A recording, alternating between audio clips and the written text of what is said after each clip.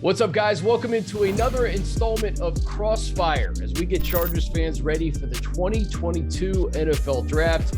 Pleased to be joined by the Athletic's Dane Brugler all month, and he's going to be debating some of the best draft analysts in this business. And today, it's the Film Room's Brett Kollmann. And gentlemen, the subject today is defense. We have 4 topics. First topic, best corner that could be available to the Chargers at number 17 overall. Brett, why don't you kick us off? You know, I actually kind of thought long and hard about this one. And when I think about how this defense is supposed to function, at least how Brandon Staley wants it to function, nothing's going to run inside the tackles. Like, that's what they want. They want everything inside those tackles to be completely gummed up. So I want corners that can tackle above all else. So I went with Andrew Booth from Clemson, explosive athlete, really triggers downhill quickly, obviously brings a lot of range in the coverage game, but it's the fact that he can get downhill and tackle that I think Brandon Staley's going to love a lot about him. It's a great pick. Dane, what about you? Yeah, it is a good pick. And I think really with Booth, worry a little bit about the injury stuff. He hasn't been able to work out during the pre-draft process, but no doubt a first-round talent. I think Trent McDuffie is the answer here. And let's get the bad out of the way first. He's not the biggest player. He's 5'11", under 30-inch arms. Not ideal. But if you can be okay with the size, you're going to love everything else. Outstanding athlete in coverage, really physical and run support. And this is going to sound hyperbolic, but Trent McDuffie might be the smartest cornerback prospect I've ever talked to prior to the draft. And I think, Coach Staley is really going to like that about him. It doesn't matter that whatever scenario you throw at him, what the audible is on offense, he's got an answer for everything. He's able to communicate that, switch from a cover 4 to a cover 2, or if his side is man, the other side needs to move to a quarters look with cover 2. I mean, whatever the offense throws at him, he can digest it and communicate that. So every coach I've talked to has been blown away with McDuffie during interviews. I think Coach Staley would be the same. As long as you get past the lack of length, I think that he's going to be someone that could be on the short list at number 17. And Coach Staley said it, you can never have enough corners, especially in the AFC West. All right, guys, next topic, take your pick, Devonte Wyatt or Jordan Davis. Dane, why don't you start it? So I feel like I'm a little bit in the minority here with my pick, but I do lean Devonte Wyatt. And for me, it's simple. He just gives me more pass rush. He also ran in the 4.7s at the combine. I mean, Jordan Davis, what he did was just otherworldly, moving at that size.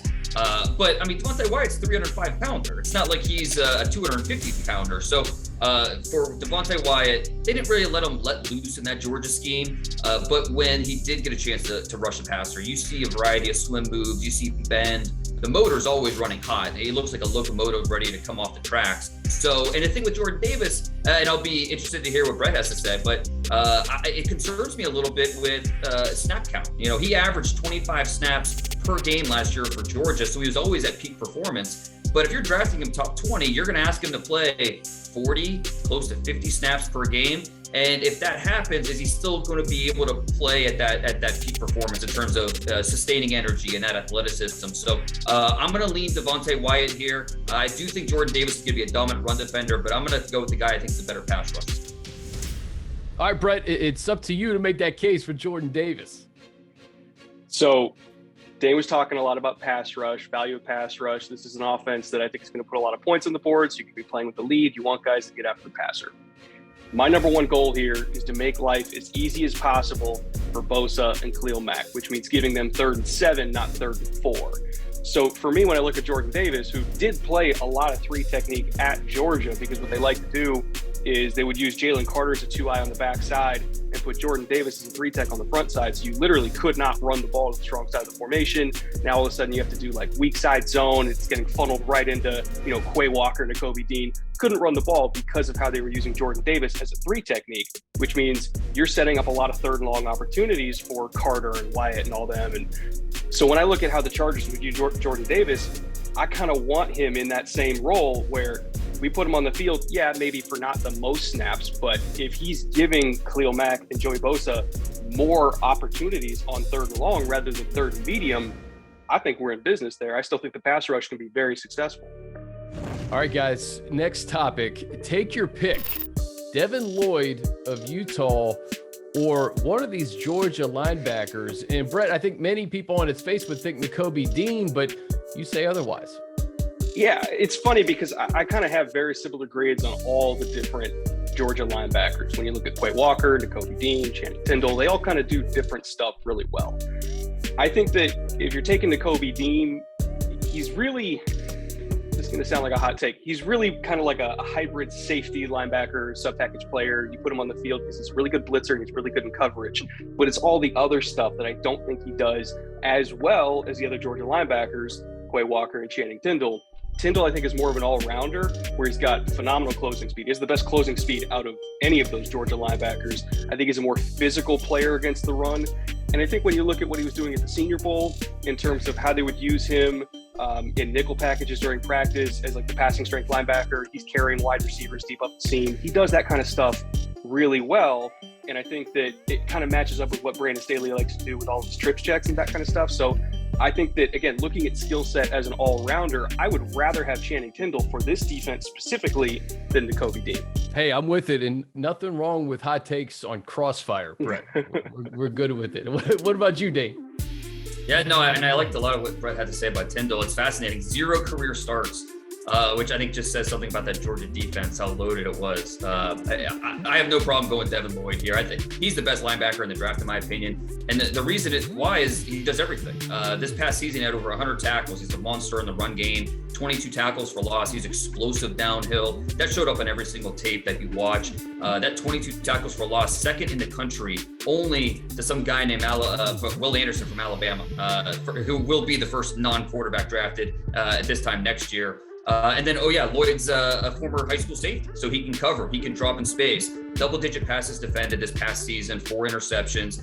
And you want defenders that when they get their hands on the ball, they know what to do. Devin Lloyd has 5 career picks. 3 of them he turned into pick 6s. So with the versatility, the instincts, the athleticism, he can blitz, cover, play sideline to sideline. There's no reason to take him off the field. It doesn't matter what scheme you're running, whatever. Devin Lloyd's going to fit, and I think the coaches are going to love this guy. All right, gentlemen, final topic in this episode. I love this question. Which day 2 pick would fit Brandon Staley's defense the best? Dane, you go first. Yeah, it's no secret that Coach Staley wants to get better in terms of stopping the run with that front, and I think adding Kentucky's Josh PASCHAL to the mix would be a great step into doing that. A versatile defensive lineman, 6'4", 270. He can play the edge. He can be in a rotation with Bosa and Mack. He can kick inside, rush from the B gap, line up over the tackle. He was one of the best run defenders in the country this past year. 15.5 tackles for loss. That was second in the SEC. Coaches are going to love the point of attack instincts, hit the football character as well. He overcame cancer earlier in his college career. He's a great story, a great team leader, worked his way back, 3-year team captain. So if PASCHAL's still on the board there in the mid-3rd round where the Chargers are slated to pick, I think he'd just be a perfect fit in Staley's crew.